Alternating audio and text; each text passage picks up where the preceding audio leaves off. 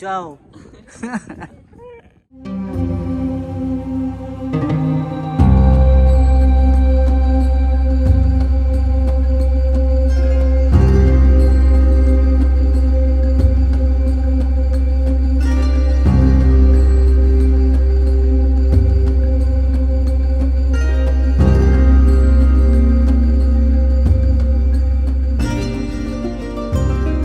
Da Vinci पूरी दुनिया में एक मशहूर और सबसे ज़हीन पेंटर और साइंटिस्ट माना जाता है। वो सिर्फ़ एक पेंटर नहीं था, उसने बहुत सारी चीज़ें ऐसी भी ईजाद की थी जिसका इल्म मुझे पहले नहीं था।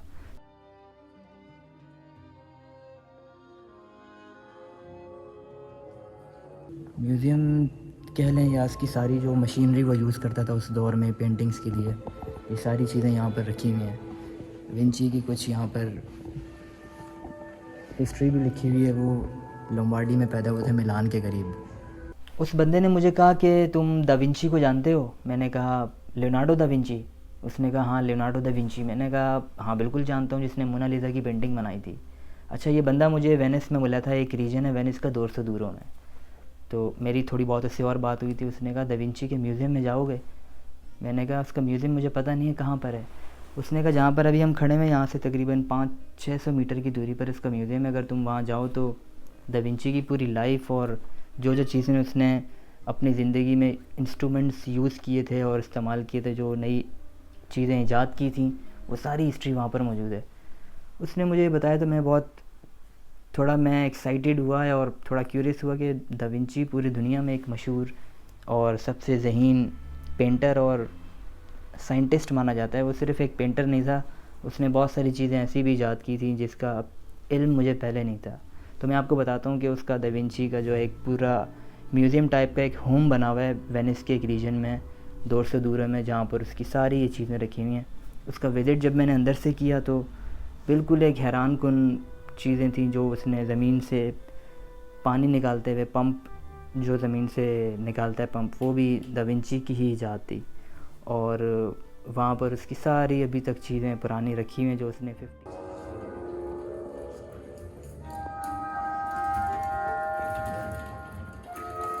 लियोनार्डो दा विंची ने अपनी लाइफ में बहुत सारी एक इन्वेंशंस की हैं। बहुत ही एक जीनियस आदमी था वो, दुनिया का जीनियस तरीन आदमी माना जाता है। पेंटिंग्स भी करता था, वो आर्किटेक्ट भी था, और बायोलॉजी में भी, मैथ्स में भी उसकी बहुत महारत हासिल थी। तो ये एक म्यूज़ियम है एक तौर पर। म्यूज़ियम कह लें या इसकी सारी जो मशीनरी वो यूज़ करता था उस दौर में पेंटिंग्स के लिए। और उसकी एक दा विंची की एक बहुत ही मशहूर पेंटिंग है मोनालिसा, जो भी इस वक्त फ्रांस के पेरिस के एक म्यूज़ियम में मौजूद है, जो दुनिया की महंगी तरीन पेंटिंग्स मानी जाती है। तो ये देख के एक आर्ट और एक कल्चर बहुत हैरानी होती है। पुराने वक्तों में भी, सदियाँ पुराने पहले भी बहुत ही जीनियस लोग गुजरे हैं। अभी थोड़ा सा विज़िट कर रहा हूँ मैं इसका, कुछ और फेमस चीज़ नज़र आएगी तो वो दिखाता हूँ। थोड़ा सा एक अगर मैं आपको एक ओवरव्यू बताऊँ तो दा विंची तकरीबन इस पूरे मिलेनियम का एक सबसे ज़्यादा इंटेलिजेंट और ज़हीन इंसान इसलिए माना जाता है कि उसने एक इंसानी बॉडी के ऊपर भी बहुत रिसर्च की, पौधों के ऊपर, और इसके अलावा लाइट, ड्राइंग, पेंटिंग्स, हर किस्म की इसने, और कुछ बहुत सारी चीज़ें ऐसी ईजाद की हैं जो अब तक दुनिया के लिए बहुत मुफीद और कारामत साबित हुई हैं। और दा विंची जो है इटली के एक रीजन, टस्कनी रीजन में पैदा हुआ था, फ्लोरेंस शहर में थोड़ा बहुत उसने अपनी ज़िंदगी गुजारी है। उसके बाद दा विंची ने एक बहुत ही मशहूर पेंटिंग बनाई थी मोनालिसा। उसके बाद आखिर में जब वो फ्रांस चला गया तो वो पेंटिंग वहीं रह गई। तो अभी कभी कभी इसलिए इटालियंस और फ्रेंच के दरमियान लड़ाई रहती है मोनालिसा की पेंटिंग को लेकर। तो बैक मैं आपको थोड़ी सी इसकी हिस्ट्री बताता हूँ, जो उसका म्यूज़ियम अभी है वेनिस के अंदर। और मुझे जो सबसे ज़्यादा एक अट्रैक्टिंग बात लगी है वेनिस, लियोनार्डो दा विंची की वो writing, hand writing, reverse writing लिखता था। क्योंकि पुराने वक्तों में जब वो अपने कुछ टीचिंग्स और नए फार्मूला और स्क्रिप्ट, थीसिस वगैरह लिखता था तो वो उसको प्राइवेसी के रखने के लिए उस राइटिंग को रिवर्स लिखता था कि किसी और को वो समझ ना आए। तो वो इटालियन और रिवर्स राइटिंग होती थी। मैंने 1-2 मरतबा ट्राई की है लिखने की, लेकिन वो बहुत मुश्किल है, उसके लिए बहुत ज़्यादा फोकस चाहिए होता है। तो वो आम आदमी तो लिख नहीं सकता, इसलिए दा विंची की वो राइटिंग्स और वो पेंटिंग्स और उसकी जो स्क्रिप्ट्स हैं कुछ वो अभी भी वहाँ पर लगी हुई हैं वेनिस के एक उसी म्यूज़ियम में। वहाँ पर उसकी बहुत सारी चीज़ें ऐसी हैं जो उसने अपने हाथ से उस वक्त यूज़ की थी। उसकी ओरिजिनल तस्वीरें हैं, दा विंची की ओरिजिनल कुछ पिक्चर्स हैं पुरानी जो उसने साइन की थी, और उसकी ख़ुद की अपनी ज़ाती तस्वीरें, कुछ बुक्स वहाँ लिखी हुई रखी हुई हैं।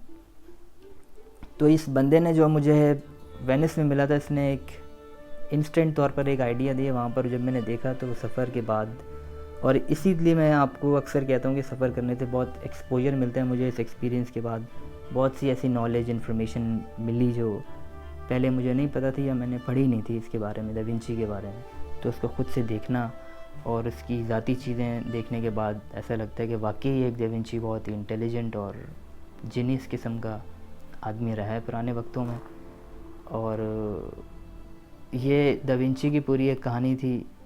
इंशाल्लाह इसकी एक कहानी एक फ्लोरेंस से भी जुड़ी हुई है, वो इन्फॉर्मेशन मैं आपको लेके कभी बाद में बताऊंगा। और सफ़र की यही एक मिथ है कि जितना ज़्यादा आप सफ़र करेंगे उतना ज़्यादा चीज़ें आपको नई सीखने को मिलेंगी, नया एक्सपोजर मिलेगा।